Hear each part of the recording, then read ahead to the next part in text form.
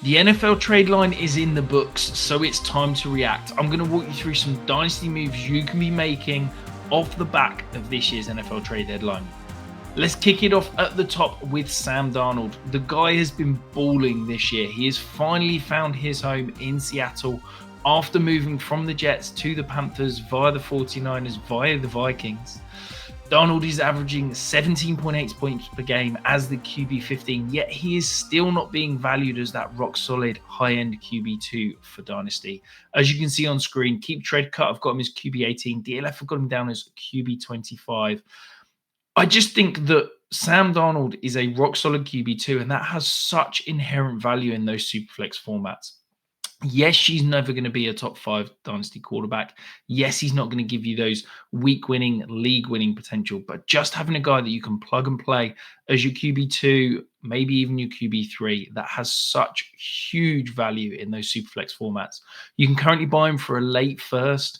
We're adding Rashid Shaheed to this offense as well. I think it's going to potentially take a step forward, and Sam Darnold could have even better days for fantasy just around the corner.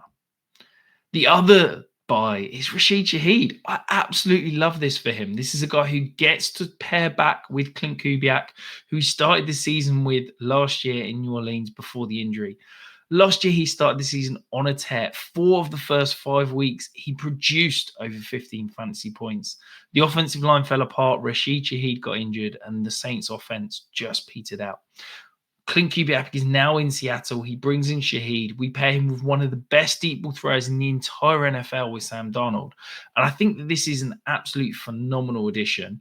And I'm really excited about what it could be for Shaheed. You can buy him, as you can see on screen, for a late second round pick. This is the kind of low cost, high variance trade that could win you a league. If Shaheed hits like I think he could, he can give you that wide receiver 2, wide receiver 3 production for like wide receiver 4 or 5 prices right now. I love going out and grabbing Shaheed as a contender if you're looking for that flex deep option that can give you some upside when it comes to the playoffs. Before I move on to my next buys and sells, make sure you are hitting the subscribe button. If you are finding this for the first time, we've got weekly ranking shows, waivers, dynasty trades, and everything you need to be winning your fantasy leagues.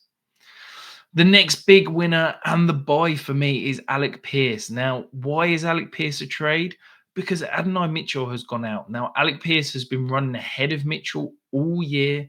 The Colts drafted Mitchell to replace Pierce. Pierce is a pending free agent, but I think he is going to get paid in Indianapolis, and I think they're going to lock him up longer term. As you can see on screen, currently wide 68, 67 in prices.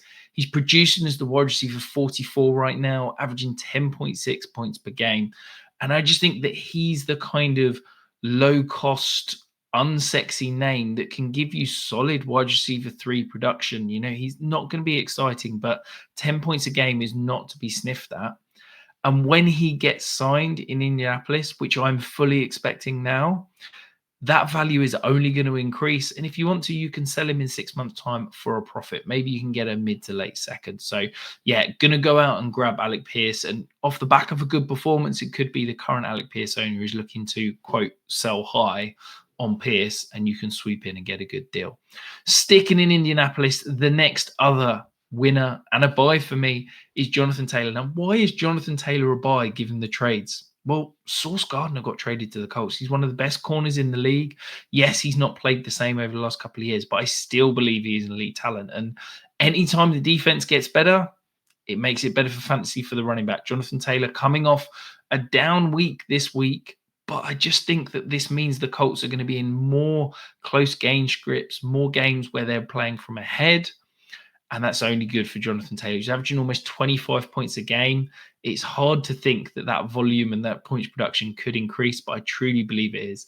If you're looking for that superstar running back, maybe it's now a good time to go and move for Jonathan Taylor, because barring health, I don't see anything stopping him a phenomenal season to finish this year. And then my final guy, time to get a little bit negative, Trey Tucker. Some people are buoyed by the Jacoby Myers trade. Some people expecting Trey Tucker to see a little bit of a spike, but not this guy. So far this year, he's averaging 12.7 fantasy points per game. That is hugely buoyed by that phenomenal week 3 performance where he put up 40.9 points. Outside of that game, he's not posted more than 13.5 fantasy points in a single week. Anyone reacting to the Jacoby Myers trade thinking that Trey Tucker could take over and be the de facto wide receiver one? Obviously, we've got Brock Bowers in that offense. I'm just not buying it. I would happily take any third-round pick for Trey Tucker.